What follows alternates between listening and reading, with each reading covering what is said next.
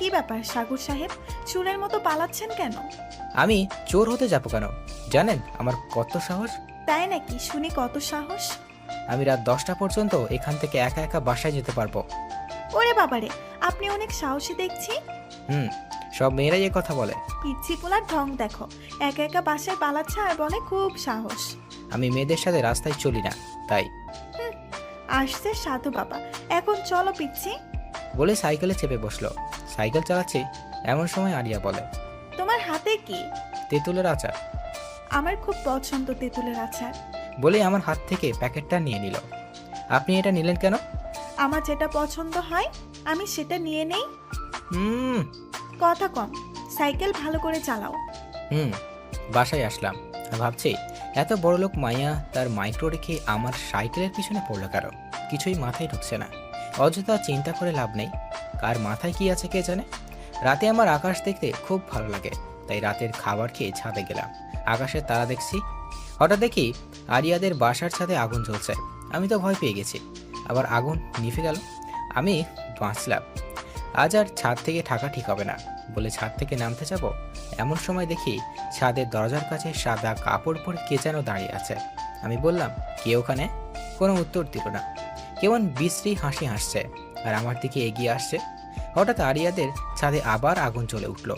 আগুনের আলোতে আমি সাদা কাপড় পরে আমার দিকে এগিয়ে আসছে, আর তার পা যেখানে দিচ্ছে সেখানে রক্তের ছাপ পড়ছে। ভয়ে আমার জান বুক থেকে হাতে চলে আসছে। আমি ভয়ে ভয়ে থর থর করে কাঁপছি। কাছে চলে এসেছে ভূতটা। ভয়ে আমি কথা বলতে পারছি না। বিশ্রী হাসি হাসছে আর তার মুখ দিয়ে রক্ত বের হচ্ছে। আমি শুধু একবার মা বলে চিৎকার দিছে, আর কিছু মনে নেই। যখন চোখ মেললাম দেখি আরিয়া পাশে বসে আছে। আরিয়া চোখ কেমন ফোলা ফোলা, এমনিতেই চিকনি চামেলি, মনে হচ্ছে আরো চিকন হয়ে গেছে। আমার চোখ ঘোলাতে আরিয়া আমাকে ডাকলো, আর আরিয়া চলে গেল। কি ব্যাপার, চলে গেল কেন? আমি কি মরে গেছি নাকি? মা, আমার কথা শুনতে পাচ্ছ? কি বাজে বকছিস? শুনতে পাবো না কেন? আমি সত্যি বেঁচে আছি তো? তোর মাথা মনে হয় গেছে। ভূতে আমাকে খেয়ে ফেলেনি? ভূত কিসের ভূত? কোনো ভূত নাই। ওই সাজে আরিয়া তোর কাছে গেছিল। কি এত বড় সাহস আমাকে ভয় দেখায়? আরিয়াকে খুঁজছি, পাইলে আজ খবর আছে। সিনিয়র ফিনিয়র দেখাবো না। আমি বিছানা থেকে উঠতে চেষ্টা করলাম কিন্তু পারলাম না। শরীরটা কেমন দুর্বল অনুভব করলাম, তাই আর বিছানা থেকে না উঠে শুয়ে থাকলাম। শুয়ে থাকতে থাকতে ঘুমিয়ে পড়ছি, বুঝতে পারিনি। আম্মুর ডাকে ঘুম ভাঙলো। সাগর, এই সাগর, আর কত ঘুমাবি? এবার ওঠ। মা ঝামেলা করো না তো, ঘুমাতে দাও। পুরো দিন ঘুমিয়েছিস, আর কত ঘুমাবি? এবার তো ওঠ। আচ্ছা উঠছি। শোন, আবার কি হলো? ঘুম থেকে উঠে আরিয়ার কাছে যাবি। ওকে, তো কাছে পেলে? চুপ কর। মেয়েটা সকাল থেকে এখনো খায়নি। খাইনি কেন? আমি কি জানি? তুই যা, ওর থেকেই শোন গিয়ে। আচ্ছা, বিছানা থেকে উঠে ফ্রেশ হয়ে আরিয়ার বাড়ির দিকে গেলাম। ওর বাসায় যেতে আরিয়ার ছোট ভাই। আরে সাগর ভাইয়া, কেমন আছেন এখন? আমি তো ভালোই আছি, তোমার কি খবর? আমার খবর ভালো, কিন্তু আপুর খবর খারাপ। তোমার আপু কি হয়েছে? কাল রাতে আপনাকে ভয় দেখানোর পর থেকে এখনো পর্যন্ত কিছু খাইনি, শুধু কান্না করছে। তোমার আপু কোথায়? আপুর রুমে। আমি আরিয়ার রুমের দিকে গেলাম। রুমে ঢুকে দেখি পুরা ঘর এলোমেলো, আর আরিয়ার জানালার ধারে বসে আছে। আমি আরিয়ার কাঁধে হাত রাখতেই চমকে উঠে পিছনে তাকাই আরিয়া। সিনিয়র আপু, আপনি বললে কাল থেকে নাকি খাননি? কোনো কথাই নাই, কান্না শুরু। আবার কি হলো? এখন আবার কান্না করছেন কেন? আমার জন্যই তোমার আজ এমন হলো, আমি বুঝতে পারিনি তুমি এত ফিতু। এই, আমাকে ভূত বলবেন না, আমি মেলা সাহসী। ওরে আমার সাহসী রে, যে ভয়ে জ্ঞান হারায়। বলেই হাসতে লাগছে আরিয়া। আমি তার হাসিটা এক ধ্যানে দেখছি। ওর হাসিটা অনেক সুন্দর, আর কান্না মিশ্রিত হাসিটা আরো বেশি সুন্দর। যে কোনো ছেলের হৃদস্পন্দন থেমে যাবে। ভাবনার দেশে তার পৃথিবী জয় করা হয়ে যাবে কয়েক সেকেন্ডে। ওই হ্যালো, এক ধানে তাকিয়ে কি ভাবছো? হক চুকিয়ে কিছু না, আপনার হাসিটা না অনেক সুন্দর। কেন, আমি সুন্দর না? না, আপনি পেত্রির মতো দেখতে, বলেই দৌড় দিলাম। আরিয়া আমার পিছে পিছে দৌড়াতে লাগলো আমাকে ধরতে, কিন্তু আমাকে ধরা এত সহজ না। আমি দৌড়ে বাড়ি চলে এসেছি। রুমে ঢুকে হাঁফ নিচ্ছি, এমন সময় আম্মুর ডাক। সাগর, এদিকে আয়। আম্মুর আবার কি হলো? আম্মুর কাছে গিয়ে দেখি আরিয়ার আম্মুর কাছে। তুই আরিয়াকে কি বলেছিস? কই, কিছু বলিনি তো। মিথ্যা বলছে আন্টি। আমি মিথ্যা বলি না। তুই চুপ কর। সত্যবাদী উঠে আসছে। মা একটা মেয়ের সামনে এইভাবে বললে ইজ্জত থাকবে আমার? ওরে আমার ইজ্জতদার রে। আন্টি আমার খুব ক্ষুধা লাগছে, খেতে দিন। আচ্ছা মা, তুমি দাঁড়াও, আমি খাবার নিয়ে আসি। বলে আম্মু খাবার আনতে গেছে। তোমার আজ খবর আছে সাগর সাহেব, কি খবর? সময় হলেই দেখতে পাবে। আম্মু খাবার নিয়ে চলে এসেছে। এই নাও মা তোমার খাবার। আন্টি সাগর আমাকে পেট নিয়ে বলছে, ঠিক না চামেলি বলেছে, আর বলেছে ঝড়ে নাকি আমি উড়ে যাব, তাই শাস্তি হিসাবে এখনো আমাকে খাওয়াই দিবে। শখ কত, বললেই হলো। না হলে আমি আজও খাবো না কিন্তু। সাগর তুই আরিয়াকে খাওয়াই দে, মেয়েটা কাল থেকে না খেয়ে আছে। পারবো না। তাহলে আজ থেকে তোর খাবার বন্ধ। এটা কেমন বিচার মা? হ্যাঁ, যদি কথা না শুনিস তাহলে খাওয়া বন্ধ। ঠিক আছে, দিচ্ছি। আমি আরিয়াকে খাওয়াই দিচ্ছি, আর ও চেয়ারে বসে 32 পাটি দাঁত বের করে হাসছে আর খাচ্ছে। আমার তো গা চলে যাচ্ছে, মনে হচ্ছে তুলে এক আছাড় দিই, কিন্তু কিছু বলতে পারছি না। কিছু বললে আবার খাবার বন্ধ হয়ে যাবে। হাতে কামড় দিলেন কেন? ইচ্ছে করে দিচ্ছি নাকি, এমনিতেই লেগে গেছে। আপনি ইচ্ছে করে দিছেন। ইচ্ছা করে দিলে তুমি কি করবে শুনি? আর খাওয়াই দিব না। আন্টি! আম্মুকে ডাকতে হবে না, আমি খাওয়াই দিচ্ছি। Good boy. খাওয়া শেষ করে আম্মুর সাথে কি আজেবাজে কথা বলে বাসায় যাচ্ছে, আর যাবার সময় বলে গেল, ছোট, এটা মাত্র শুরু, বহুত খুশ বাকি হে। বলে মুখ দিয়ে ভেঙচি কেটে চলে গেল। আমি আমার রুমে চলে এলাম। মেয়েটা আমার ইজ্জত পাংচার করে দিল। শেষমেশ আমি একটা মেয়েকে খাইয়ে দিলাম। না, এটা হয় না। এর প্রতিশোধ আমি নিব। দেখে নিব আমি আরিয়াকে। আমাকে চেনে না আমি কি জিনিস। এবার খালি সুযোগ আসুক হাতে। আমি কতগুলো ভাবছি, আর আম্মুর ডাক। সাগর এদিকে আয়। কি হয়েছে মা? আজ কলেজে যাবি না? দেখছো না আমি কত অসুস্থ, তাহলে কি করে যাব? খালি বাহানা খোঁজা তোর। একটা বাহানা পেলেই হলো, তাহলেই কলেজ অফ। সত্যি বলছি তো, আজ আর যাব না, কাল থেকে যাব। আচ্ছা ঠিক আছে, এক কাজ কর। কি কাজ? আরিয়ার গাড়িতে সমস্যা হয়েছে, ওকে কলেজে নামিয়ে দিয়ে আয়। আমি কি জন্য ওকে নিয়ে যাব? এলাকাতে অনেক বখাটে আছে, জানিস তো। মেয়েটা একা যেতে ভয় করছে। তো আমি কি করব? তুই নিয়ে যাবি। আমি পারবো না বলেই ঘরের দিকে যাচ্ছিলাম, তখন দেখি আরিয়া দরজার কাছে দাঁড়িয়েছিল। সেখান থেকে চলে গেল। আজকে আমি ঠিক প্রতিশোধ নিয়েই নিয়েছি। আমার সাথে মস্তানি। আজকে যাও বাবা, দেখো রাস্তায় কি জিনিস। রুমে এসে ঘুমিয়ে পড়ি। বিকালের দিকে পাড়ায় খেলতে বের হয়েছি। অনেকদিন পর আবার খেলাধুলা করব। বন্ধুদের সাথে অনেকক্ষণ আড্ডা দিব।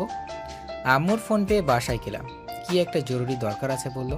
বাসায় এসে দেখি আমার বাড়িতে নতুন আঙ্কেল আন্টি, তার ছোট ছেলে, মানে আরিয়ার বাবা মা আর ভাই। কি হয়েছে আম্মু? এক চর, তাও 1996 সালে বাংলাদেশের যত জোরে ঝড় হয়েছিল তার চেয়ে দ্বিগুণ জোরে। মনে হচ্ছে গালটা অবাস হয়ে গেছে। বলবে তো কি হয়েছে, না বলেই মারতে শুরু করলে। তোকে কত করে বললাম মেয়েটাকে তার কলেজে নিয়ে যা, সময় ভালো না। মেয়েটা নতুন, কিছু চিনে না, এখনো বাড়িতে আসেনি। বন্ধুদের সাথে হয়তো আড্ডা দিয়েছি, একটু পরে হয়তো চলে আসবে। ওর আজকে দুপুরে চলে আসার কথা ছিল, কিন্তু এখনো আসেনি। আর একটু দেখেন চলে আসবে। বিকাল থেকে ফোন সুইচ অফ বলছে। তুমি একটু যাও না বাবা। আচ্ছা আন্টি, আমি দেখছি। বাড়ি থেকে বের হয়ে কয়েকজন বন্ধুকে ফোন দিলাম। তাদের সব কিছু খুলে বললাম। ওরাও আমার সাথে যেতে রাজি হলো। আরিয়ার বন্ধু বান্ধবীদের বাসার ঠিকানা জোগাড় করে তাদের বাসায় গেলাম। কারো বাসায় নেই। বাসায় ফোন করলাম, কিন্তু এখনও আসেনি মেয়েটা। রাত 9টা বাজে।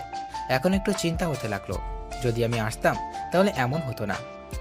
আরিয়া যেসব রেস্টুরেন্টে যায় তা তাদের বন্ধুদের সাথে শুনে সেখানেও খোঁজ খবর নিলাম, কোথাও নেই। রাত 10টা বেজে গেছে। পাগলের মতো শহরের অলিগলি খুঁজে বেড়াচ্ছি, কোথাও পাচ্ছি না। কোথায় গেলেও কিছু বুঝতে পারছি না। মাথাটা কেমন ভারী হয়ে আসছে। আমার দোষ। আমার কথাগুলো আরিয়া শুনতে ফেলেছিল, আর তখন একাই কলেজে যাই। আমি কেন এমনটা করলাম? আমি যদি এমনটা না করতাম তাহলে এই সব কিছু হতো না। শহরের সব জায়গায় খোঁজ শেষ। কি করব আমি এখন? বাসায়ও যেতে পারছি না। সবাই আমরা অপেক্ষাতেই আছে। আমার মাথাটা ঠিকভাবে কাজ করছে না। আমি জীবনে এত চিন্তা হয়নি। আজ যতটুকু হচ্ছে, হৃদস্পন্দন 100 গুণ বেড়ে গেছে। দোস্ত, সব জায়গায় তো খুঁজলাম, কোথাও পেলাম না। এখন কি করব? আমি নিজেও জানি না। চল পুলিশের কাছে কমপ্লেন করে বাসায় যাই। আজকে আমি বাসায় যেতে পারবো না। আমার জন্য সব হয়েছে, আমিই দায়ী। বলে মাটিতে বসে পড়লাম। এভাবে ভেঙে পড়িস না, দেখিস আমরা আরিয়াকে ঠিকই খুঁজে পাবো। আমার চোখ দিয়ে তখন টুপ টুপ করে পানি পড়ছে। নিজেকে কেমন ঘৃণা হচ্ছে, কেন আমি এলাম না। শান্ত হ দোস্ত, হৃদয় শাকিল পুলিশের কাছে যাক, আর আমি আর তুই টিপু ভাইয়ের কাছে যাই। টিপুর কাছে কেন? কোথাও তো খুঁজে পেলাম না। যদি আরিয়া কিডন্যাপ হয় তাহলে টিপু ভাইয়ের কাছে জানতে পারো। এই শহরে যত কিডন্যাপ হয় সব তার জানা থাকে। ঠিক আছে চল। ওরা দুইজন পুলিশের কাছে গেল আর আমরা টিপু ভাইয়ের কাছে যাচ্ছিলাম। রাস্তায় বাইকের তেল ফুরিয়ে যায়, তেল ভরতে পাম্পে যাই, তারপর তেল ভরি, তারপর টিপুর কাছে যাই। এত রাতে দেখা করতে চাইছিল না, তাও অনেক বলে দেখা করলাম। টিপু ভাইকে সব খুলে বললাম। তারপর টিপু ভাই ও লোকদের কাছে ফোন করলো, তারপর বলল, আমার লোকেরা আজকে কোনো মেয়েকে তুলেনি। তাহলে উপায়? শহরে একটা নতুন গ্যাং এসেছে, যারা ডাক্তারি পড়া মেয়েদেরকে কিডন্যাপ করে তাদের আফ্রিকাতে পার করে দিচ্ছে, আর এদের দিয়ে চিকিৎসার কাজ করানো হয়। আর আমার লোকরা বলল তারা আজ 3টা মেয়েকে তুলেছে, এখন তাদের মধ্যে থাকলেও থাকতে পারে। আমার পায়ের নিচে মাটি মনে হচ্ছে সরে যাচ্ছে। আমার বাকশক্তি, ভাবনা শক্তি কিছু কাজ করছে না, নড়তে পারছি না। তোমরা দেরি না করে বেরিয়ে পড়ো, তোমাদের হাতে আজকে রাতটাই আছে। আজ রাতে মনে হয় না তারা শহর ছেড়ে বের হবে, তাই যত তাড়াতাড়ি পারো বেরিয়ে পড়ো। আমরা টিপু ভাইয়ের কাছ থেকে বিদায় নিয়ে বেরিয়ে পড়ছি। কোনো কথা বলতে পারছি না। রাস্তায় এক পাশে দাঁড়িয়ে আছি, পাশে একটা ছোট্ট দোকান আছে। এক কাপ চা খাচ্ছি আর ভাবছি কোথায় যাবো আর কি করব। কিছু মাথায় আসছে না। হাতে সময় 1 রাত। হঠাৎ একটা মাইক্রো এসে থামলো, তারাও চা খাচ্ছে। তাদের একটা কথাই আমার ধ্যান ভেঙে গেল। তাদের কথা এমন ছিল, ভাই মাল তিনটা কিন্তু দেখতে হেব্বি। ঠিকই কইছস, মেলা মাল পাওয়া যাবে। ভাই আমার না ওই চিকন করে মেয়েটাকে হেব্বি লাগছে। তো কি হয়েছে, আপনি যদি অনুমতি দিতেন তাহলে আজ রাত। আচ্ছা ঠিক আছে, রাতে তোর ওইটা আপনার পায়ে ধুলা দিন ওস্তাদ। তাদের চা খাওয়া শেষ হয়ে যাচ্ছিল। আমার কেমন লাগলো। টিপু ভাই বলল 3টা মেয়ে তুলেছে। এরা বলেছে 3টা চিকন মেয়েকে পছন্দ। রাতে সে তার হিসাবে মিলে গেছে। আরিয়াও চিকন। ওরাই এই কিডন্যাপটা করেছে। আরিয়ার কিছু করার আগে তাকে উদ্ধার করতে হবে। আমরা দুইজন তাদের মাইক্রোকে ফলো করছি। আমরা দুইজন মিলে বাইক থেকে নিয়ে তাদের মাইক্রোকে ফলো করছি। তারা একটা নির্জন এলাকায় একটা বাড়ির সামনে এসে থামলো। আমরাও নির্দিষ্ট দূরত্বে বাইক রেখে ওই বাড়ির দিকে যাচ্ছি। তারা বাড়ির মাঝে প্রবেশ করে। আমরা দুইজন দেওয়াল টপকে বাড়ির ভিতরে প্রবেশ করি। বাড়িটা অনেক পুরাতন হবে, এখনও নিখুঁতভাবে দাঁড়িয়ে আছে। লোক দুইটা বাড়ির মধ্যে প্রবেশ করলে আমরাও চুপি চুপি তাদের পিছে পিছে বাড়িতে প্রবেশ করি। শুনশান নীরবতা, একদম ভুতুড়ে বাড়ির মতো। তবে এদের জন্য এমন বাড়ি পারফেক্ট লোকজন নেই, অনেক ভূতের বাড়ি হবে। এই বাড়ির মাঝে প্রবেশই করব না। লোক দুইটা একটা রুমে প্রবেশ করে আর তখন মেয়ের আত্মচিৎকার পায়। আমার তো তখন রক্ত মাথা থেকে পা পর্যন্ত 1 সেকেন্ড 1000 বার যাতায়াত করছে। আজকে এই দুইটা আমার হাতে মরবে বলে আশেপাশে তাকাতে দেখি একটা রড পড়ে আছে। রডটা নিলাম। আমার বন্ধু নিল একটা আর একটা রড। লোক দুইটা যে রুমে প্রবেশ করেছে ওই রুমে প্রবেশ করতেই চোখ বুজে নিয়েছি। একটা মেয়ের উপর 2টা মানুষ তাদের পৈশাচিক আনন্দ করছে। পুরা উলঙ্গ অবস্থায় একটা মেয়ে আর বাকি 2টা একপাশে বাঁধা আছে, কিন্তু এদের মধ্যে আরিয়া নেই। লোক দুইটা আমাদের দুইজনকে দেখে অনেকটা ভয় পেয়ে গিয়েছে। আমার মাথা তখন রক্ত চড়ে আছে, তাই কিছু না ভেবে রড দিয়ে লোক দুইটাকে ইচ্ছে মতো পেটাতে শুরু করেছে। আর একটু হলে তাদের মেরেই ফেলতাম। আমার বন্ধু আমাকে থামায়। আমি উলঙ্গ মেয়েকে তার কাপড় দিলাম, সে তা পরে নিল।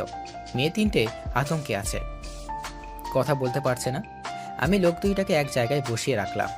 তোরা এই মেয়ে 3টিকে কোথায় পেলি? আজকে ওদের কিডন্যাপ করেছি। কেন করেছিস? বলে দিলাম আরেকটির বাড়ি। আমাদের এই কাজ করতে বাধ্য করা হয়। বাধ্য করা হয় মানে? সব কিছু খুলে বল। বলে আর একটা বাড়ি দিয়েছি। এত মারলে বলবো কি করে? তাড়াতাড়ি বল, আবার দিলাম নয়তো। মাথা খারাপ হয়ে আসছে, তাড়াতাড়ি বল। আমাদের শহরে নতুন গ্যাং এসেছে, তারা ডাক্তার পড়ুয়া মেয়েকে কিডন্যাপ করে আফ্রিকাতে পাচার করে দেয়া হয়, কিন্তু তাদের লোক নাই এই শহরে। আর টিপুর কারণে কেউ তাদের সাথে কাজ করতে চায় না, তাই আমাদের পরিবারের প্রতি হুমকি দিয়ে এই কাজ করায়। তোদের জোর করে এই কাজ করানো হয়? তাহলে এই মেয়েটার সাথে এখন কি করতে যাচ্ছিলে? নেশাতে করে ফেলেছি, আর হবে না। আমরা এ কাজ ছেড়ে দেব, মাফ করে দেন। তোরা এই 3 জন বাদে আর কতজন কিডন্যাপ করিসনি? না, এই শহরে শুধু আমরা কাজ করে এই গ্রুপে, আর আজ দিনে এই দিনটার বেশি আর কাউকে কিডন্যাপ করিনি। এদের কাছে তাহলে আরিয়া নেই। এদের কাছ থেকে আর কোনো সাহায্য পাওয়া যাবে না। তাই পুলিশকে ফোন করে তাদের পুলিশের কাছে দিয়ে মেয়ে 3 থেকে একটা হাসপাতালে নিয়ে গেলাম। রাত তখন 2টা। মেয়ে 3টাকে হাসপাতালে ভর্তি করিয়ে তাদের জন্য ঔষধের ব্যবস্থা করছি। একজন অনেক ভয় পেয়ে আছে, একজন নির্বাক হয়ে আছে আর পাগলের মতো আচরণ করছে। আরিয়াকে যদি এই গ্যাং না কিডন্যাপ করে তাহলে আরিয়া কোথায়, কি করছে এখন, কেমন আছে এখন? এইসব ভাবতে ভাবতে চোখ দিয়ে টুপ করে 2 ফোঁটা পানি কখন পড়ছে বুঝতেই পারিনি। মেয়ে 3টা ঔষধের ব্যবস্থা করে তাদের হাসপাতালে রেখে বেরিয়ে পড়লাম। আমার হাতে পায়ে শক্তি পাচ্ছি না, নির্বাকের মতো এদিক সেদিক আরিয়াকে খুঁজে বেড়াচ্ছি। আরিয়াকে কোথায় পাবো জানি না, কি অবস্থায় পাবো জানি না, পাবো কিনা তাও জানি না। কোন প্রশ্নের গোলক ধাঁধায় ফেঁসে গেছি যার কোনো উত্তর শুধু না। কোথায় খুঁজবো ভেবে পাচ্ছি না, শুধু খুঁজেই যাচ্ছে। পৃথিবী মানুষের সামনে এমন কিছু সময় আসে যখন তার অতীতের সব কথা মনে পড়ে যায়। তখন ভাবে এই কাজটা এভাবে করা ঠিক হয়নি, ওইভাবে করা ঠিক হয়নি, কিন্তু তখন ভাবনাটা সত্যি করা সম্ভব না, কারণ তা অতীত। কিছু অতীতের সময় থমকে দাঁড়ায় যখন মানুষের জীবন থেকে কিছু মূল্যবান জিনিস হারিয়ে যায়। ছন্ন ছাড়া উন্মাদের মতো সেই অতীত যেতে চায়, কিন্তু তা প্রকৃতিতে নেই। আমি একজন উন্মাদের চেয়ে কম কিছু নয়।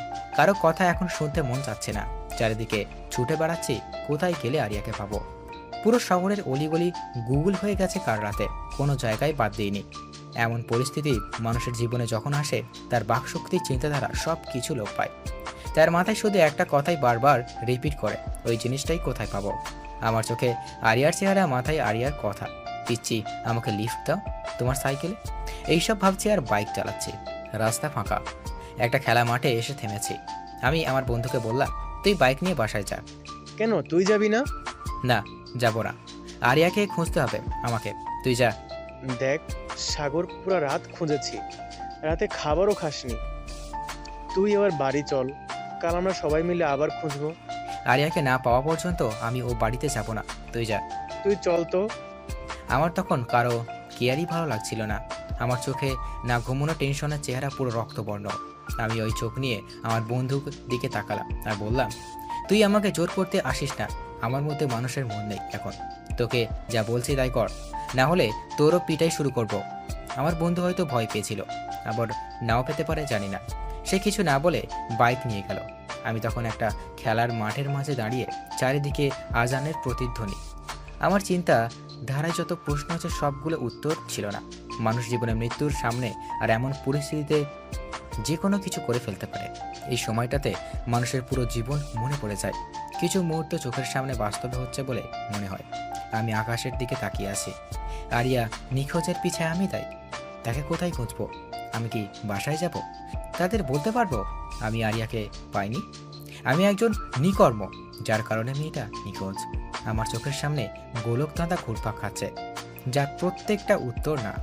রাতে চিন্তা, টেনশনে, কান্নায় হারিয়ে গিয়েছিল, কিন্তু এখন চোখ দিয়ে অঝোর ধারায় বন্যা বইতে শুরু করেছে।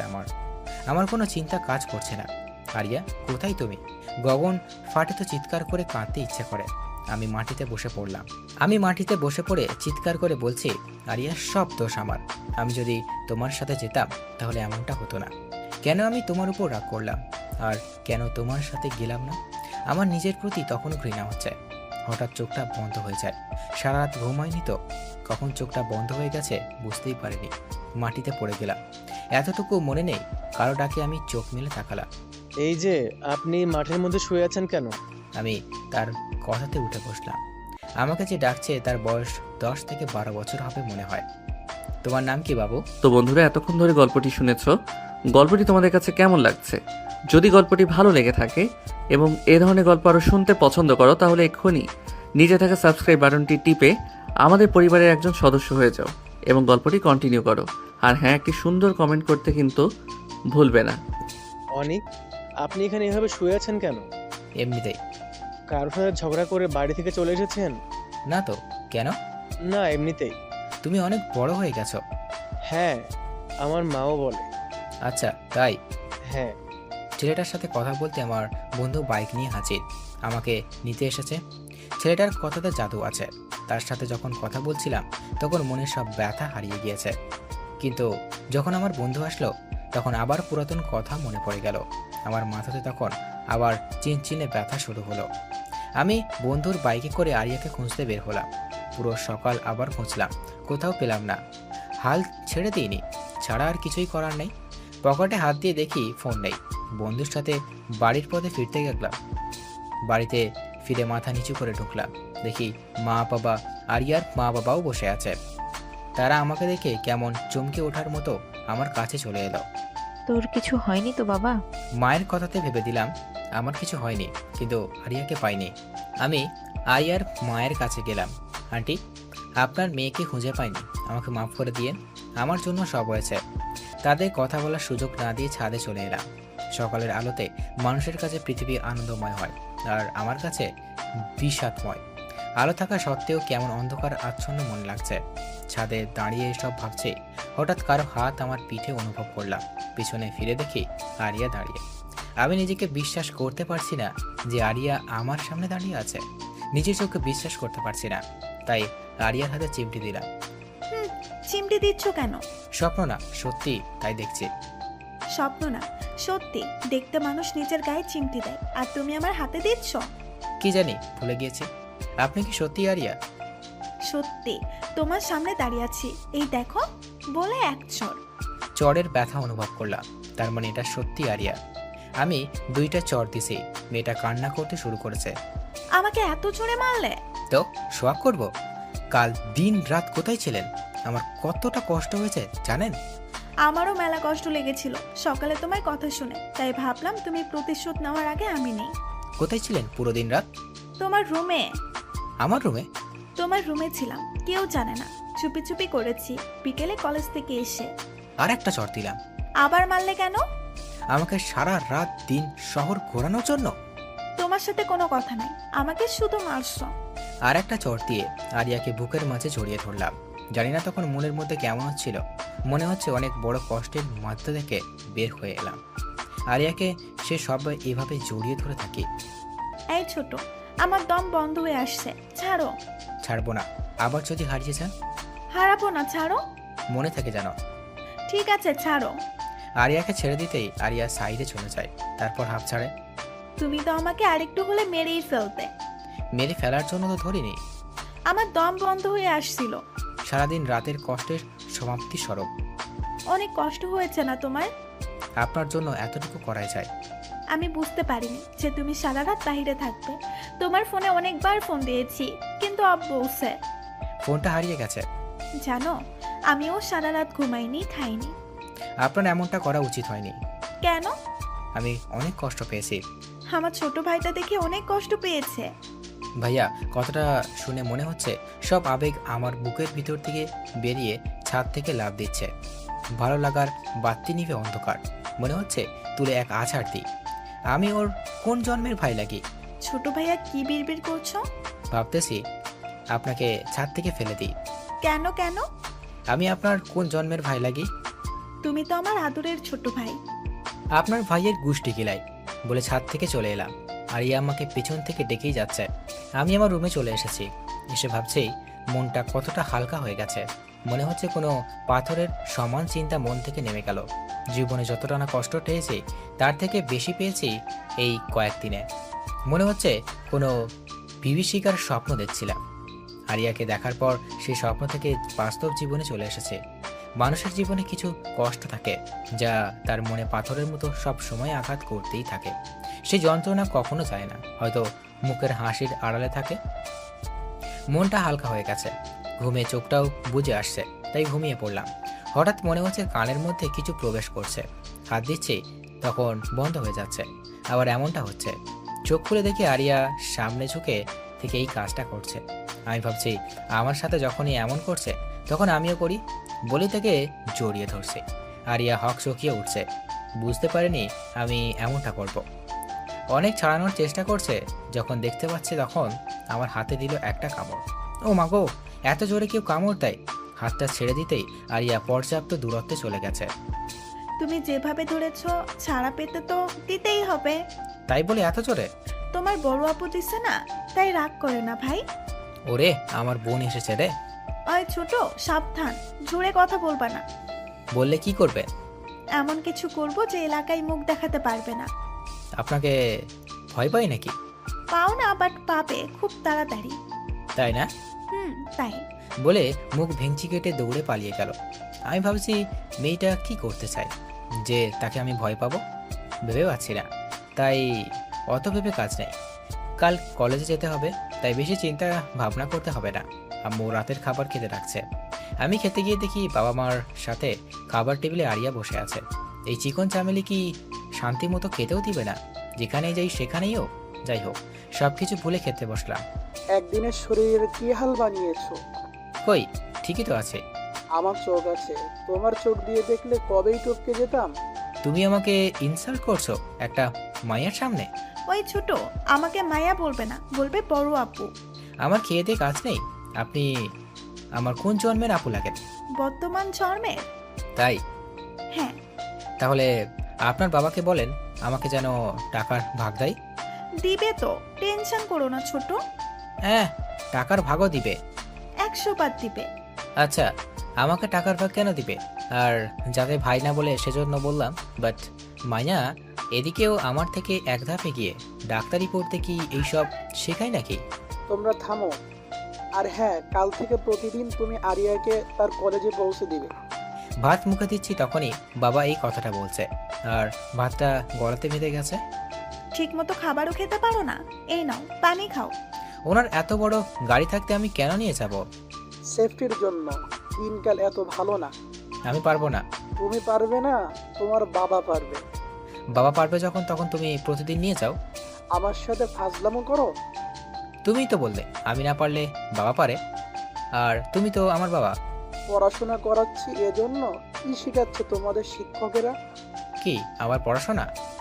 হায় আল্লাহ, আমি কি ছেলে জন্ম দিছি, প্রতিটা কথা ফাজলামো করে। তুমি এলাকার সবচেয়ে ভালো ছেলে জন্ম দিয়েছো বাবা।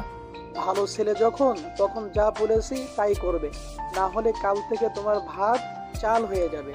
আমার সাথে অন্যায় হচ্ছে, আমি পুলিশের কাছে যাব। চুপ কর, তোর কথা অনেকক্ষণ ধরে শুনছি। মুখে মুখে কথা বলা শিখে গেছিস। চুপচাপ খেয়ে উঠে যা। ঠিক আছে। আরিয়া খাচ্ছে আর হাসছে। সব চাল আরিয়ার। ও বাবাকে কি সব বুঝিয়ে দিয়েছে আল্লাহই ভালো জানে। খাবার খেয়ে রুমে চলে এলাম। এসে লম্বা একটা ঘুম দিচ্ছি, স্বপ্ন দেখছি আমি আরিয়াকে নিয়ে যাইনি, তাই বাবা আমাকে লাঠি দিয়ে পুরো শহর দৌড়ানি দিচ্ছে। স্বপ্নটা ভাঙতেই যেন হাঁপ ছেড়ে বাঁচলাম। যদি কাল আরিয়াকে না নিয়ে যাই, তাহলে বাবা আমাকে সত্যি সত্যিই পুরো শহর দৌড়ানি করাবেন। আবার কাল একটা মেয়ের সাথে দেখা করার কথা আছে, বান্ধবী হয়। আর ও যদি দেখে, তাহলে পুরো কলেজে আমার ইজ্জত পাংচার হয়ে যাবে। সকাল সকাল ঘুম থেকে উঠে খাবার খেয়ে কলেজের জন্য রেডি হয়ে গেটের সামনে দাঁড়িয়ে ভাবছি, আরিয়াকে নিয়ে গেলে যদি কেউ দেখে, তাহলে পুরো কলেজে ইজ্জত থাকবে না। আর না নিয়ে গেলে বাবা পুরো শহর ম্যারাথন দৌড়ানি দেবে। যাই হোক, দৌড়ানোর অভ্যাস আছে, কিন্তু এত বছরের ইজ্জত গেলে আর ফিরে পাবো না। আজকে একটু সুন্দর গেট আপ নিয়ে বের হয়েছি, কেউ যাতে দেখতে না পায়, তাই চুপি চুপি গেট থেকে বের হয়ে যাচ্ছি। বুকটা ধুকপুক করছে। যদি কেউ দেখে তাহলে আরিয়াকে নিয়ে যেতে হবে। আরিয়া বাড়ির সামনে দিয়ে যেতে হয়, তাই চিন্তাটা বেশি। আরিয়া দেখতে পেলে তো চিল্লাচিল্লি শুরু করে দিবে। আরিয়ার বাড়ির সামনে আসতেই কেমন শব্দ শুনলাম। তারপর দেখছি বৃষ্টি শুরু হচ্ছে। আকাশে তো রোদ আছে, মেঘ নাই, আবার বৃষ্টি শুধু আমার উপরেই হচ্ছে। আমি কি রাতে মেঘডুমার সাথে গন্ডগোল করছি নাকি? এইসব ভাবতে ভাবতে উপরে তাকিয়ে দেখি মেঘটার কেউ না, আরিয়া। আমার দিকে 2 ফোঁটা ফুটবলের সামনে চোখ গেছে। ঢোক চিপলা, মনে হচ্ছে গলার মধ্যে খরার মৌসুম চলছে। আরিয়া তাকানো দেখে মনে হচ্ছে আজকে আমি শেষ। তার দিকে তাকাতে পারছি না, ভয়ে রাগে কটমট করছে আরিয়া। চুরি করে সবার চোখ ফাঁকি দিয়ে একা একা চলে যাচ্ছ? চুরি করে যাবো কেন? তা নয় তো কি, আমাকে নিয়ে যাবার ভয়ে এত সকাল সকাল সবার চোখ ফাঁকি দিয়ে যাচ্ছ? ফাঁকি কোথায় দিলাম? এই তো আপনার সামনে দাঁড়িয়ে আছে। আমি যদি তোমার উপরে পানি না দিতাম তাহলে কি হতো? আমি চলে যেতাম। তাহলে সেটা চুরি করা হতো না? ওহ, ওটা কলেজে যাওয়া হতো। ফাজিল ছেলে, সব সময় ফাসলামো করবে না। তাহলে কি করব? আমার মাথা করবে। আপনার মাথা তো আপনার ঘাড়ের উপর। চুপ, একদম চুপ। ফাজিল ছেলে, একদম কোথাও যাবে না। আমি রেডি হব, তারপর তুমি ভিজা কাপড় চেঞ্জ করবে। আমার আজকে কলেজে তাড়াতাড়ি যাওয়া লাগবে, দরকার আছে। তোমার কলেজে যাওয়া লাগবে না। আমি আরিয়ার দিকে অসহায় দৃষ্টিতে তাকালাম, বাট মুখের ধরন পাল্টানো বলে মনে হলো না। আরিয়া রেডি হয়ে এসে আমাকে কাপড় চেঞ্জ করতে যেতে দিচ্ছে। তারপর রেডি হয়ে আমার হেলিকপ্টার নিয়ে কলেজের দিকে যেতে লাগলাম। আমার হেলিকপ্টারটা কিন্তু সাইকেল, অন্য কিছু ভাবিয়েন না আবার। আরিয়াকে নিয়ে সাইকেল চালিয়ে অনেক সুবিধা, চিকনি চামেলি, বোঝাই যায় না সাইকেলে আছে না নেই। আরিয়া কলেজের সামনে চলে এসেছে। নামেন, আপনার কলেজের সামনে চলে এসেছি। ইজ্জত তো পাংচার হয়ে গেছে। ইজ্জত আমি ধার দিবনি, আমার অনেক আছে।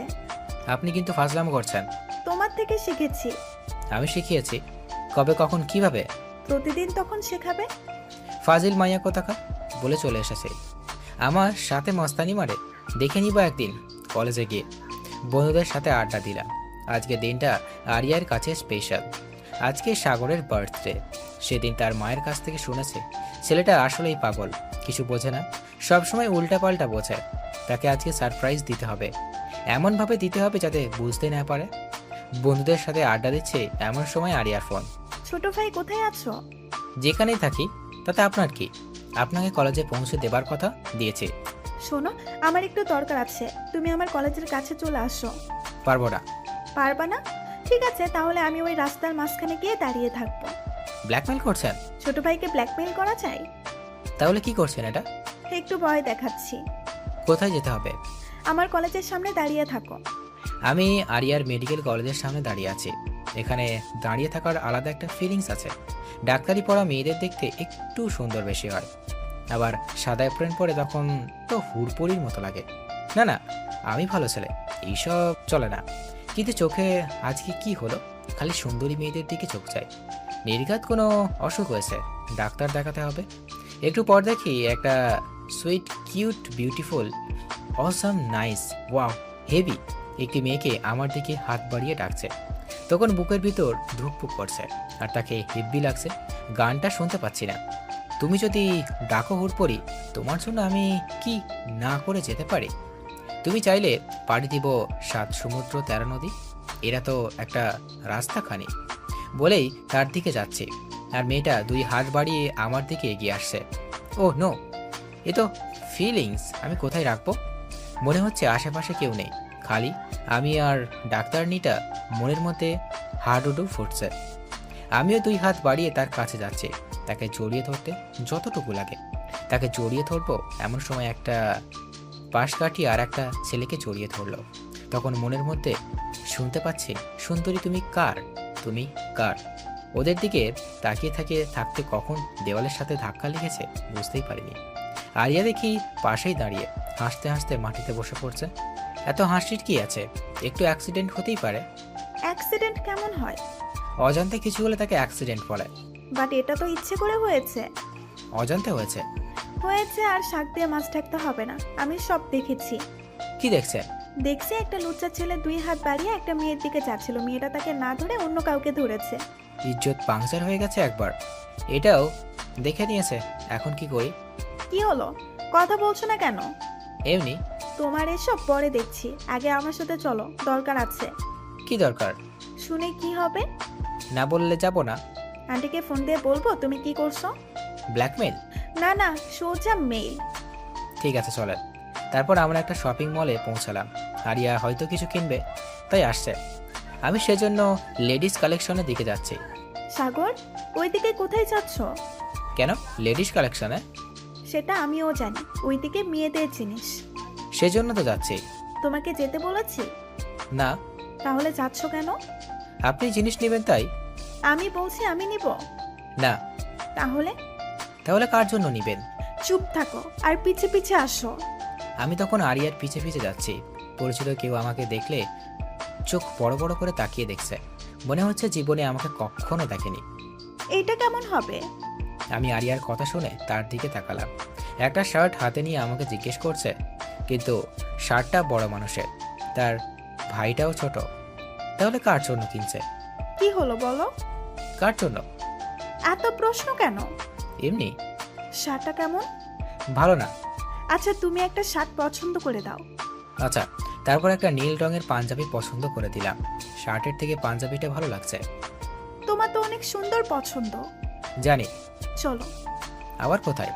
একটা শাড়ি কিনবো। একটা নীল রঙের শাড়ি কিনতে 3 ঘন্টা লাগিয়েছে। মেয়ে মানুষের সাথে কিন্তু কেউ শপিং মলে আসে? মেয়ে মানুষের সাথে শপিং মলে আসা মানে নিজের পায়ে কুড়ুল মারা। আচ্ছা, পাঞ্জাবিটা কার জন্য? তোমার এত আগ্রহ কেন এটা জানার প্রতি? আগ্রহ বলে আমি কি করব? আগ্রহ করা বন্ধ করে দাও। আগ্রহ নিজে থেকেই হয়। বেশি জ্ঞান থাকা ভালো না। আপনার থেকে কম আছে। পাঁচিল ছেলে, চুপ থাকতে পারো না?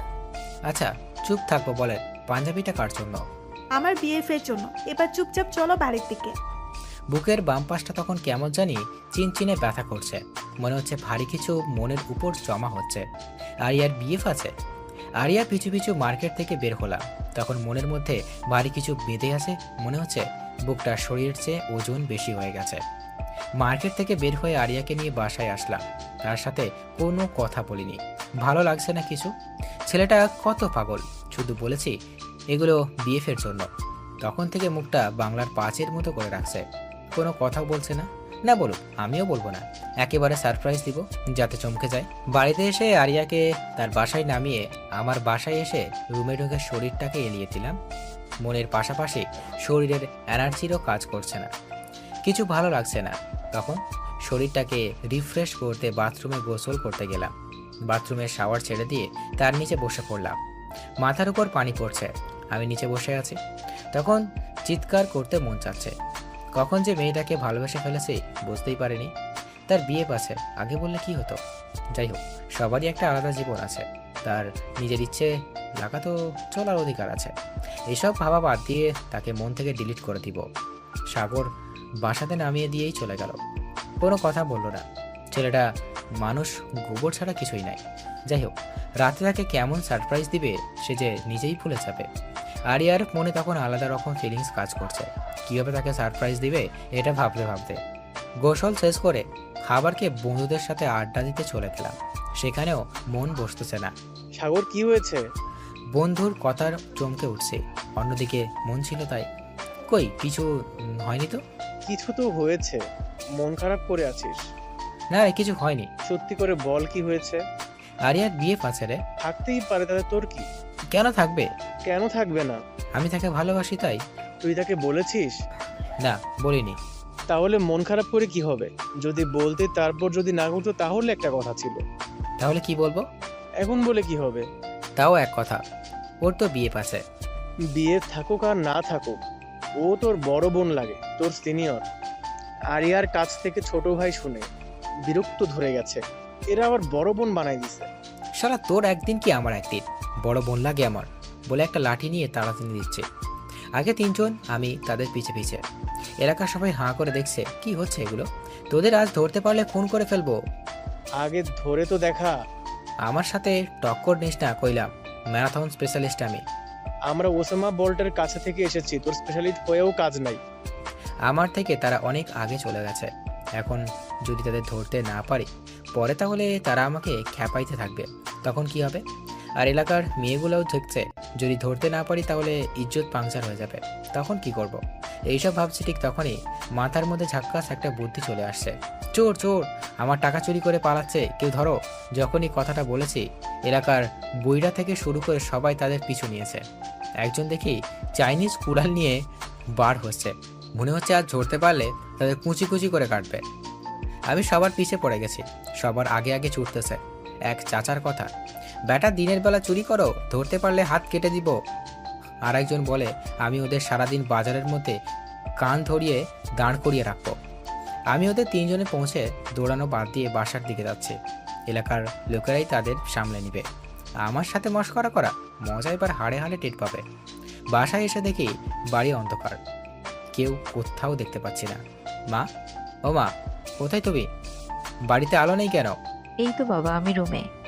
লাইনের কোথাও সমস্যা হয়েছে, তাই সন্ধ্যা থেকে আলো জ্বলছে না। আচ্ছা, আমি ঠিক করছি। না না, তোকে কিছু করতে হবে না। আমি কারেন্ট লাইন ঠিক করা মানুষের কাছে খবর পাঠিয়েছি, ওরা এসে ঠিক করে দিয়ে যাবে। ঠিক আছে, কিন্তু ক্ষুধা লাগছে, খাবো কি করে? একটু দাঁড়া, মোমবাতি আনছি। তারপর খেয়ে দিয়ে রুমে শুতে গেছি। অনেকক্ষণ হলো, এখন লোক আসেনি। হয়তো কোনো সমস্যা হয়েছে, কাল ঠিক করে দিয়ে যাবে। আর বিয়ে পাচ্ছে ভেবে ঘুমও আসছে না। একটা মুভি দেখলাম। হঠাৎ মনে হলো কিছু হাঁটার আওয়াজ পাচ্ছি। ঘড়িতে তখন 11:55 বাজে। এত রাতে বাড়িতে কি আসলো? মা বাবা তো ঘুমাচ্ছে, তাহলে কি চোর? আমি তাড়াতাড়ি শব্দটা অনুসরণ করছি, দেখি ছাদের দিকে চলে গেল। আমিও ছাদের দিকে যাচ্ছি। হঠাৎ মনে হলো ছাদের দিক থেকে কেউ হাসছে। কিছু চুরি করে ছাদ থেকে পালাচ্ছে না তো? মা কি করে ছাদের গেটটা লাগাবে না? কি যে চুরি করছে তা ঠিক নেই। আর চোরের একদিন কি আমার একদিন। ছাদের সিঁড়ির উপর দেখি কেউ আসছে। চোরের আজ শিক্ষা দিয়েই ছাড়বো, ইয়ালি বলে পেরাতে শুরু করেছে। কোনো কথা নাই, শুধু কিল ঘুষির শব্দ। দেখি ছাদের দরজা দিয়ে আরও কেউ আসছে, তখন তাকেও শুরু করছে। চোরের শিক্ষা আজ হবে। মারের শব্দ আর চিৎকারের মা বাবা চলে আসছে। হঠাৎ দেখি আলো জ্বলতেছে, আর নিচে আমার বন্ধুরা পড়ে আছে। তাদের চোর মনে করে পিটাইছি। তোরা এখানে কি করে? মারার পর জিজ্ঞেস করছিস আগে কি করতে হয়েছিল? আমি তাদের উঠাইতে ওরা আমাকে ছাদে নিয়ে গেল, আর ছাদে আলোর ঝিকিমিকি ছড়াতে লাগলো। একটা পটকা আকাশের দিকে উঠে গেল, আর লেখাটা শুরু হ্যাপি বার্থডে। আমি তো চমকে গেছি। আমার জন্মদিন সেলিব্রেট করি না, তাও মনেও নেই, কিন্তু আজ এইসব থেকে অনেকটা চমকে গেছি। কথা বলার ভাষা হারিয়ে ফেলেছি। আমি আমার বন্ধুদেরকে জড়িয়ে ধরলাম। তোরা আমার জন্য এত কিছু করেছিস? কি দুঃখে তোর জন্য এসব করতে যাব? তাহলে? পিছনে দেখ, ওই করছে। পেছনে তাকিয়ে দেখি নীল শাড়ি পরে আরিয়া দাঁড়িয়ে আছে। চোখে কাজল, একদম নীল পরীর মতো লাগছে। মনে হচ্ছে এইভাবে সবসময় তাকিয়ে থাকি। এভাবে তাকিয়ে কি দেখছো ছোট ভাই? ভাই মন খারাপ কেন? তোমার জন্য এত কিছু প্ল্যানিং করেছি আর মন খারাপ করে আছো? সব আপনার প্ল্যানিং? হ্যাঁ, আমার ছোট ভাই। কয়বার বলছি আমাকে ছোট ভাই বলবেন না? বলবো, 100 বার বলবো ছোট ভাই। থাকেন, আপনার ছোট ভাই নিয়ে আমি গেলাম। আরে আরে, কই যাও? ঘুমাতে। আমরা এত কষ্ট করলাম আর তুমি এখন ঘুমাতে যাবে? ছোট ভাই না করলে থাকবো।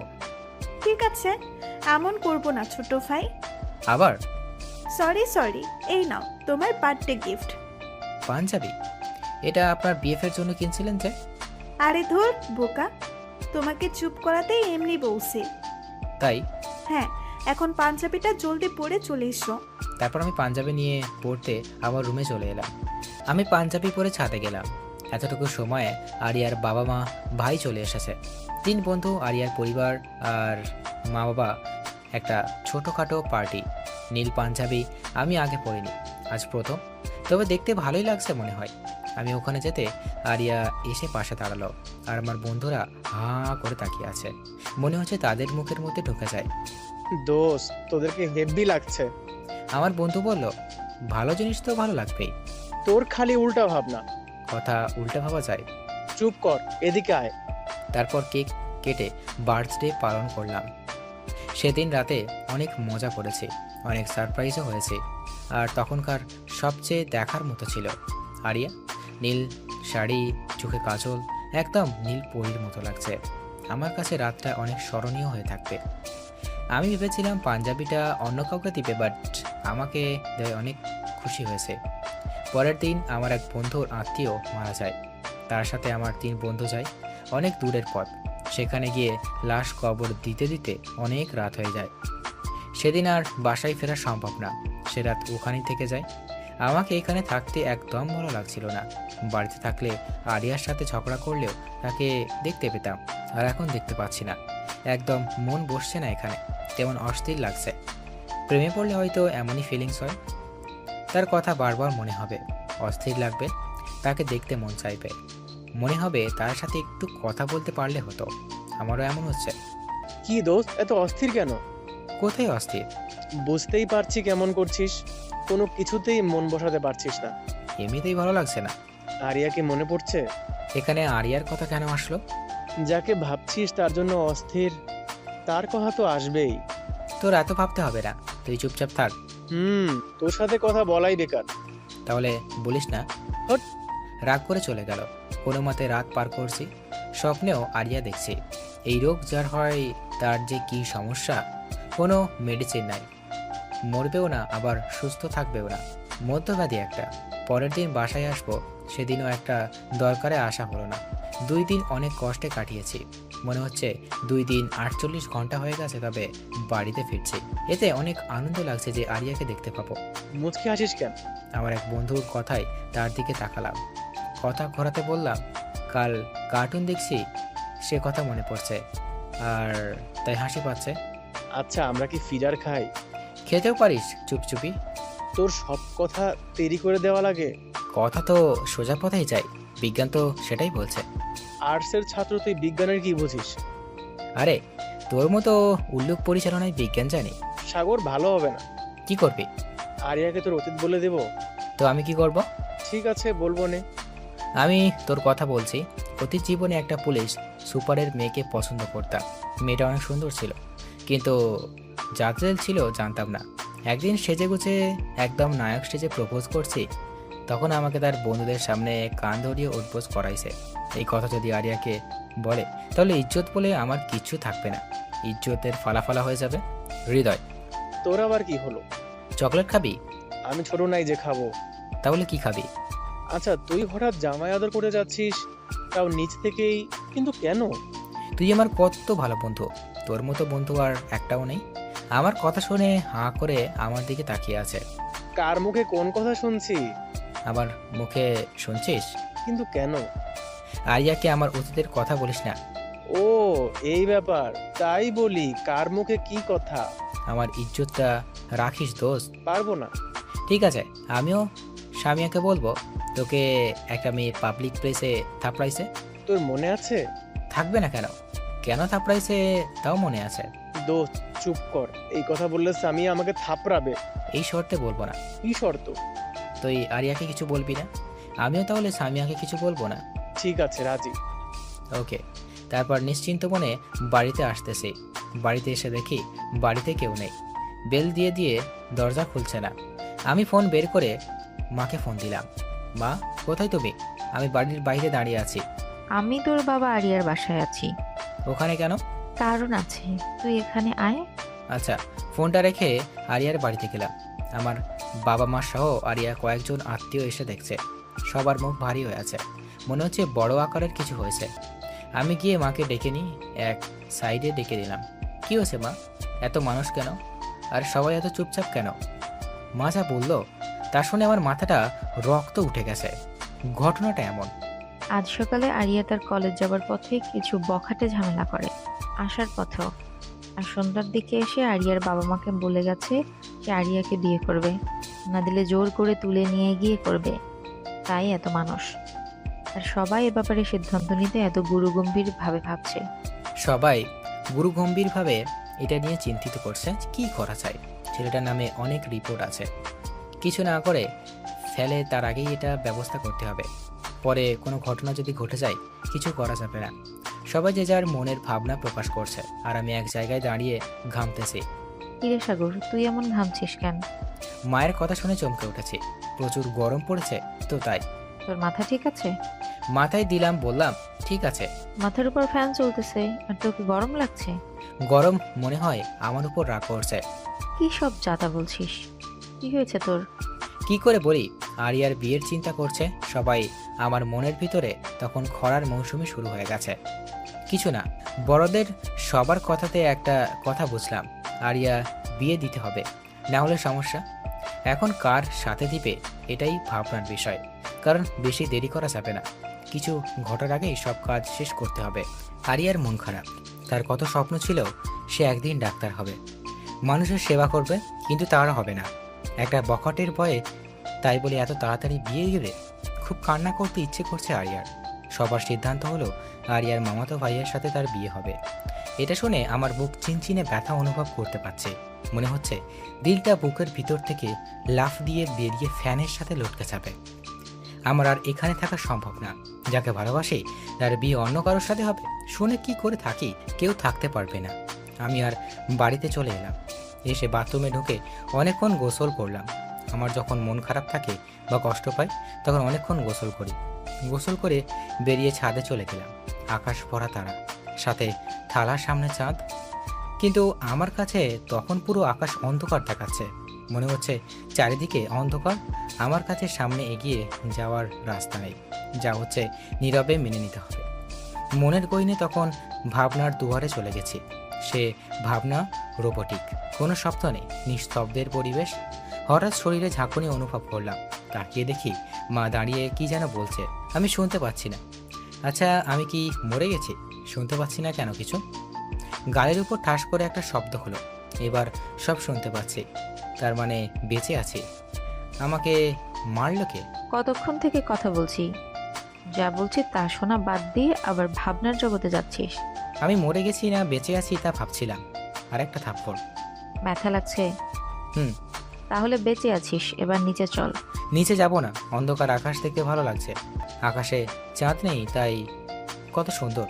মা আমার দিকে অবাক চোখে তাকাচ্ছে। এভাবে অবাক চোখে তাকাচ্ছ কেন? ভাবছি তোকে কতক্ষণ মারা লাগবে। আর একটা থাপ্পড়। মা তুমি এভাবে কয়েকটা থাপ্পড় মারছো কেন? আমার লাগে না বুঝি? তোকে না মারলে সোজা হবি না। আকাশে চাঁদ তারা সব আছে, আর তুই বলিস কিছু নাই। সত্যি আছে। আর একটা থাপ্পড়। আমার মনে হচ্ছে কান্না শুরু করে দিই, কিন্তু ছেলে মানুষ তাই কান্না করতে পারছি না। একটু স্যাড মুডে থাকতে চাই, তাও থাকতে দিবে না। আমি না হয় কষ্টে ওইগুলো বলেছিলাম, তাই বলে এত মারা লাগবে? আমার রুমে নিয়ে এসে মা বলল, এই পাঞ্জাবিটা পরে নে। এই রাতে কেন পরবো? আরিয়ার বিয়ে আজ রাতে। তার বিয়ের অনুষ্ঠানে কি এভাবেই যাবি? আজকেই বিয়ে?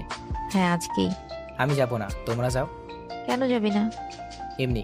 আর একটা থাপ্পড়। এবার যাবি না আরো দিব? ব্ল্যাকমেল করছো তাই যাচ্ছি, না হলে যেতাম না। তাড়াতাড়ি রেডি হয়ে নে। বলে মা রুম থেকে বের হয়ে গেল। আমি মনের দুঃখে ছাদে একা একা দাঁড়িয়েছিলাম। বাট মা চাই দুঃখটা আরও বেশি হোক, তাই জোর করে নিয়ে যাচ্ছে। মনের সব কষ্ট নিয়ে বের হয়ে গেলাম। তারপর মায়ের সাথে আরিয়ার বাড়িতে গেলাম। বিয়ের সব আয়োজন শুরু হয়ে গেছে। সবার মনে তখন একটু হলেও খুশি বিরাজ করছে, আর আমার মনে কষ্টের নদী বয়ে যাচ্ছে। না কাউকে বলতে পারছি, না কাউকে বুঝতে পারছি। আমি গিয়ে একপাশে দাঁড়িয়ে আছি, কেউ আমার সাথে কোনো কথা বলছে না। আমি মনের একটু শান্তি পেলাম। যাই হোক, কষ্টের দিনে একা চুপচাপ তো থাকতে পারছি। সব আয়োজন শেষ। আরিয়াদের পরিচিত লোকজন এসেছে, আর প্রতিবেশী কয়েকজন। আরিয়াকে সাজিয়ে নিয়ে আসা হচ্ছে। নীল বেনারসি পরে তাকে নীল পরীর মতো লাগছে। চোখে কাজল, চোখের দিকে তাকালে যে কোনো ছেলে ঘায়েল হয়ে যাবে। আচ্ছা, আমি খুশি হচ্ছি কেন? এই সাজে তো আরিয়ার অন্যের ঘরে চলে যাবে, তাহলে তো কষ্ট পেতে হবে আমাকে। মনটা খারাপ করে অন্যদিকে তাকালাম। আরিয়াকে দেখবো না, কিন্তু ওই ছেলে মনে কুত্তার লেজের মতো হাজার দড়ি দিয়ে বাঁধলেও সোজা হয় না, দেরি করে। এত সুন্দর সেজে না দেখে থাকা যায়, তাই আমি আবার তার দিকে তাকালাম। আরিয়া মাথা নিচু করে আছে, হয়তো লজ্জা পাচ্ছে, বাট আমি পাচ্ছি না। আমি এক ধ্যানে দেখছি, আর তো কোনোদিন দেখা হবে না, তাই আজকেই দেখি মন ভরে সারা জীবনের জন্য। সাগর ভাই, আপনি ওইভাবে আমার আপুর দিকে তাকিয়ে আছেন কেন? আরিয়ার ভাইয়ের কথা শুনে ভ্যাবাচাকা খেয়ে গেছি। এমন প্রশ্ন করবে আমি ভাবতেও পারিনি। তোমার আপুকে কেন দেখতে যাব? আমার কি কোনো কাজ নেই? আমি তোমার আপুর কাপড় দেখছিলাম। কাপড় কি অন্য কেউ পরে আছে? তোমার বোনকে দেখিনি। আমি তো দেখলাম হাঁ করে তাকিয়ে আছেন। কেন রে? হাঁ করে তাকিয়ে থাকলে সমস্যা? হ্যাঁ, সমস্যা। আমার আপুর পেট খারাপ করবে। এই ব্যাটার আমার থেকেও বড় জিনিস। এর কাছে থাকলে মান ইজ্জত বলে কিছু থাকবে না, সব পাংচার হয়ে যাবে। তাই তার কাছে অন্য জায়গায় গেলাম। আরিয়া বসে আছে, বাট জামাই কোথায় কিছু বুঝতে পারছি না। কোনটা জামাই? কাজী সাহেব এসে গেছে। কাজী জামাইকে ডাকতে বলল। মা আমাকে ডাকছে। কি হয়েছে মা? আরিয়ার পাশে বস। আমি কি জন্য বসবো? তোর সাথে বিয়ে, তাই? মিথ্যা কেন বলো? আমি নিজে কানে শুনেছি তার মামাতো ভাইয়ের সাথে বিয়ে। আরিয়া ওটা না করে দিয়েছে, আর তোকে বিয়ে করতে চেয়েছে। আমাকে? হ্যাঁ, তোকে। আমার মাথা ঘুরতেছে, মনে হচ্ছে চারিদিকে সবকিছু ঘুরতেছে। কখন যে মাথা ঘুরে পড়ে গেছি বুঝতেই পারিনি। যখন চোখ খুলে দেখি আরিয়ার সামনে দাঁড়িয়ে, আর তার হাতে একটা গরুর ইঞ্জেকশন। চোখ খুলে আরিয়ার হাতে ইঞ্জেকশন দেখে আমি তো ভয় পেয়ে গেছি। আমার ইঞ্জেকশন দিতে ভয় লাগে, আর আরিয়া ইঞ্জেকশন নিয়ে দাঁড়িয়ে আছে। আপনি এই ইঞ্জেকশন দিয়ে কি করবেন? তোমাকে দিব। কেন? আমি ইঞ্জেকশন দিই না। তুমি দাও না তো কি হয়েছে, আমি দিব। না, আমি দিব না বলে উঠে পালাতে যাব, তখন আরিয়া আমাকে ধরে ফেলছে। পালাচ্ছ কোথায়? আমার বাড়িতে যাব, থাকবো না এখানে। আমিও তো যাবো একটু পর তোমার বাড়িতে। আপনি কি জন্য যাবেন? ও মা, শ্বশুর বাড়িতে যাবো না তো কার বাড়িতে যাব? আপনি খারাপ ডাক্তার, এত বড় বড় ইঞ্জেকশন মানুষকে দেন, আপনাকে বিয়ে করবে? তুমি করবে, আর এখন করবে। আমি করব না। হাতে ইঞ্জেকশন নিয়ে? এটা তাহলে তোমাকে দিতে হবে। না, আমি দিব না। তাহলে এখন আমার সাথে চলো কোথায়? বিয়ে করতে। আমার বিয়ে করার বয়স হয়নি। বলতে যা দেরি, এক চড় মারলেন কেন? আর এক চড়, এত চড় মারছেন কেন? যখন আমি তোমাকে বিয়ে করতে চাচ্ছি তখন তোমার সমস্যা হচ্ছে। তোমার মতো একটা পিচ্ছি ছেলেকে আমি বিয়ে করছি, তাহলে ঠিক আছে, আমি আমার মামাতো ভাইকেই বিয়ে করছি, তুমি থাকো এখানে। আমি আরিয়ার হাত ধরে ফেলছি। ওই ব্যাটার সাথে বিয়ে করতে দিলে তো করবেন। কে করতে দিবে না শুনি? আমি করতে দিব না। তুমি তো আমাকে বিয়ে করবে না। কে বলছে করব না? আমি করব। আরিয়াকে কোলে তুলে নিয়ে রুম থেকে বাইরে যাচ্ছে। এই কি করছো? সবাই কি ভাববে? যার যা ভালো লাগে ভাবুক। আমার লজ্জা লাগছে। কাপড় দিয়ে মুখ ঢেকে নেন, তাহলে আর লজ্জা লাগবে না। আমাকে এইভাবে আরিয়াকে নিয়ে বাইরে আসতে দেখে সবাই হাঁ করে আছে। মনে হচ্ছে আরিয়াকে কোলে করে নিয়ে তাদের মুখের মধ্যে ঢুকে যায়। আমি যেভাবে আরিয়াকে নিয়ে আসছি, কেন তাদের অবাক হওয়ার কি আছে? আরিয়াকে বাইরে নামিয়ে দিলাম, তার মা তাকে নিয়ে গেল। আমি আমার জায়গাতে চলে এলাম। কাজী সাহেব তার কাজ আরম্ভ করলো। যখন কাজী সাহেব কবুল বলতে লাগলো, তখন দুনিয়ার সব কথা মাথার মধ্যে ঘুরছে। সাগর, তোর স্বাধীন জীবন শেষ। আজ থেকে বাইরে বেশি ঘুরতে পারবি না, কোনো মেয়ের দিকে তাকাতে পারবি না, কাউকে ভালো লাগতে পারবি না। কোথায় কি করছি সব কৈফিয়ত দিতে হবে। যেখানেই যাবি সেখানে বউকে বগল দাবা করে নিয়ে যেতে হবে। আর তুই বেশি তেড়িবেড়ি করলে তোকে গরুর ইঞ্জেকশন দিবে। তোর জীবন তামাতামা হয়ে যাবে। বিয়ে শাদী করে যে অকালে মরে সে। এইসব কথা মাথার মধ্যে ঘুরছে। বিয়ে যদি না করতে চায় তাহলে 3-4টে ইঞ্জেকশন একেবারে দিবে। ইঞ্জেকশন খাওয়ার থেকে বিয়ে করাই ভালো। তাই কবুলটা বলে দিলাম। অন্য বিয়েতে মেয়ে মানুষ দেরি করে বলে, বাট আমার বিয়েতে আমি দেরি করে বলছি। আরিয়া তো 4G স্পিডে কবুল বলছে। আমি এখন থেকে ডবল। আমি আমার বন্ধুদের ফোন দিয়ে কান্না শুরু করলাম। কিরে সাগর, কান্না করছিস কেন? দোস্ত, চাকরিটা চলে গেল তাই। চাকরি? কিসের চাকরি? কি করে গেল? এই যে সিঙ্গেল গ্রুপের সভাপতি ছিলাম, সেটা আর নেই রে। নাই কেন? বিয়ে করছে। কাকে? আরিয়াকে। একবারও বললি না? মিথ্যা কথা কেন বলিস?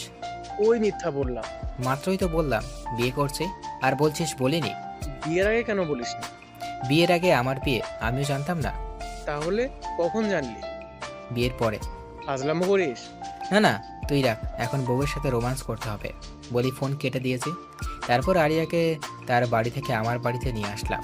আসার সময় আরিয়ার সাথে একটা কথাও হয়নি। বাড়িতে এসে আমার রুমে ঢুকতে যাব, কিন্তু দরজা খুলছে না। বাহির থেকে লক করা ছিল, সেটা খুললাম, বাট দরজা খুলছে না। ভিতর থেকে লক হয়েছে মনে হয়, কিন্তু ভিতর থেকে লক হলো কি করে? ভূত টুত ঢোকেনি তো? প্রথম দিনেই আমার রুমে ভূত। এখন কি হবে আমার? আরিয়া পাশে দাঁড়িয়ে। না পারছি পালাতে, বউ না হলে কখন পালাইতাম। বউ বলে ভূতের কাছে রেখে পালাচ্ছি না, আবার থাকতেও পারছি না ভয়ে। কি করি এখন? ঘরের মধ্যে ঘুটঘুটে শব্দ হচ্ছে, কেমন অল্প হাসির শব্দ পাচ্ছি। আজকে আর রক্ষা নেই। গল্পে পড়েছি রাজকুমারীদের ভূতেরা ভালোবাসত, আর তাদেরকে যারা মারতে পারত তাদের রাজকুমারী বিয়ে করত। আমি তো বিয়ের আগে কাউকে মারিনি, তাহলে কি বিয়ের পরে ভূত এসে হাজির হলো? এখন কি করি? পালাবো? পালানোর জন্য প্রস্তুতি নিচ্ছি, এমন সময় দরজা খুলে গেল। দরজা খোলা দেখে আমি আরিয়ার কোলে উঠে গেছি। দেখি আমার বন্ধু বের হচ্ছে রুম থেকে। তোরা আমার রুমে কি করছিলি? তোর বিয়ে আর আমরা আসবো না বল, এটা হয়? তোরা সত্যি আমার বন্ধু তো? কেন, কি মনে হচ্ছে বল? ভূত মনে হচ্ছে। আমরা জীবন্ত মানুষ। তুই ভাবের কোল থেকে নাম, বেচারি হাঁপিয়ে গেছে। এই চিকন শরীর নিয়ে তোকে ধরে আসে। আমি বউয়ের কোলে আছি। না, আমার কোলে। তোর কোলে থাকলে আমি এই পার কেন? তাকিয়ে দেখ কোথায় আছিস। তাকিয়ে দেখি আরিয়া আমার দিকে তাকিয়ে আছে আর আগে ফুঁসতেছে। আমি আরিয়ার কোল থেকে নেমে তাকে নিয়ে ঘরে গেলাম। দেখি পুরো ঘর সাজানো। এই ঘর আবার কে সাজালো? আমরা সাজিয়েছি। আমার বন্ধুদের কথা শুনে পিছে তাকাই। আমার বিয়ের কথা তোদেরকে বলছে? তোর মা। আর আমরা এসে ঘর সাজানোতে ব্যস্ত ছিলাম, তাই তোর বিয়েতে যেতে পারি। আর আমাকে বললি কেন তোদের বলিনি? বলে তোদের দৌড়ানি দিছে আর ওরা পালাইছে। বিয়ে বাড়ির সব কাজ সম্পন্ন, এখন ঘুমানোর সময়। আমি বন্ধুদের সাথে আড্ডা দিয়ে খেয়ে রুমে গেলাম। দেখি আরিয়া মাথায় ঘোমটা দিয়ে বেডে বসে আছে। আমার বুকটা কাঁপতেছে। বিয়ে তো জীবনে প্রথম করছি, আবার সিনিয়র মেয়ে। আজ থেকে আমার একার বেডরুম আর একটা মেয়ের সাথে শেয়ার করতে হবে। আমি আরিয়ার পাশে গিয়ে দুরু দুরু বুকে গিয়ে বসেছি। অনেকক্ষণ কোনো কথা বলিনি, চুপচাপ ছিলাম দুইজনে। কারো মুখে কোনো কথা নেই। প্রথম বিয়ে, তাও সিনিয়র মেয়েকে করলে এমনই হয়। আপনার ঘুমটা একটু সরান। কোনো কথা নাই। কি হলো, কিছু বলছেন না যে? তোমার বইয়ের ঘুমটাটা তুমি সরাবে, আমি কেন সরাতে যাব? বউয়ের ঘুমটা স্বামী সরায়। তো অন্য কেউ সরায় নাকি? আমি এর আগে বিয়ে করিনি তো, তাই জানি না। আমি কি আগে বিয়ে করছি? জানা মতে না। তাহলে আমি কি করে জানলাম? আপনি মনে হয় বিয়ে করছিলেন আগে। আরিয়া ঘুমটা ফেলে আমার দিকে রাগে কটমট করছে আর একটা ইঞ্জেকশন বের করছে। এটা আবার এখানে কেন? তোমার মতো ফাজিলকে ঠিক করার যন্ত্র এটা। আমি কি করছি? আমি আগে বিয়ে করছি, এটা কে বলছে? আমি বলেছি। তাহলে ইনজেকশন কাকে দিব? আপনাকে দেন। শুনেছি বউ কষ্ট পেলে স্বামীকে লাগে, আর স্বামী কষ্ট পেলে বউকে লাগে। আল্লাহ গো, আমি কাকে বিয়ে করেছি গো? কাকে আবার? সাগরকে। তোর একদিন কি আমার একদিন। বলেই আরিয়া আমাকে বিছানায় ফেলে দিয়েছে আর আমার উপর ইঞ্জেকশন নিয়ে বসে আছে। আরে আরে, কি করছেন এটা? তোর ফাজলামও দূর করব। ছি ছি ছি ছি ছি, জামাইকে তুই বলছে? তোর জামাইয়ের গুষ্টি বেচি। তুই আর ফাজলামো করবি বল? করলে কি হবে? এই গরুকে দেওয়া ইনজেকশনটা এখন তোকে দিব। না না, এটা করবেন না, আমার ভয় লাগে।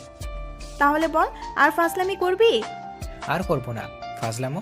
আমার সামনে কান ধরে উঠবস কর। পারবো না। দিব ইনজেকশন?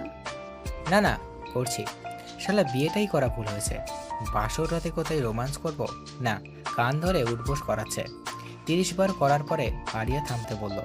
থামো, এখানে এসো। কি? আমার ক্ষুধা লাগছে, খাবার নিয়ে এসো। রাতে খাননি? না, সেদিকে কি কারো খেয়াল আছে? আমার আছে, আপনি বসেন, আমি নিয়ে আসছি। তারপর আরিয়ার জন্য খাবার নিয়ে আসলাম। রুমে ঢুকে দেখি কেউ নেই, ফাঁকা ঘর। আমার বউটা আবার পালায়নি তো? কী সব ভাবছি আজে বাজে। আরিয়া বাথরুম থেকে বের হলো, কাপড় চেঞ্জ করে বিছানাতে বসে অর্ডার শুরু। এখন খাইয়ে দাও। আমি আগে পিছে তাকাচ্ছি। আগে পিছে কি দেখছো?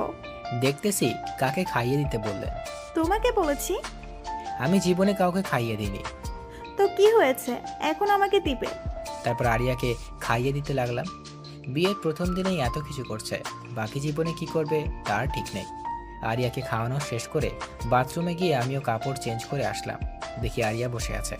আমাকে দেখেই বলল, এখানে বসো। আমি গিয়ে আরিয়ার পাশে গিয়ে বসলাম।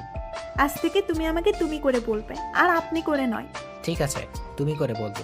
কোনো মেয়ের দিকে তাকাবে না, কারোর সাথে ফাজলামো করবে না, আর যত মেয়ে বন্ধু আছে সব বাতিল। এত কিছু আজ থেকে?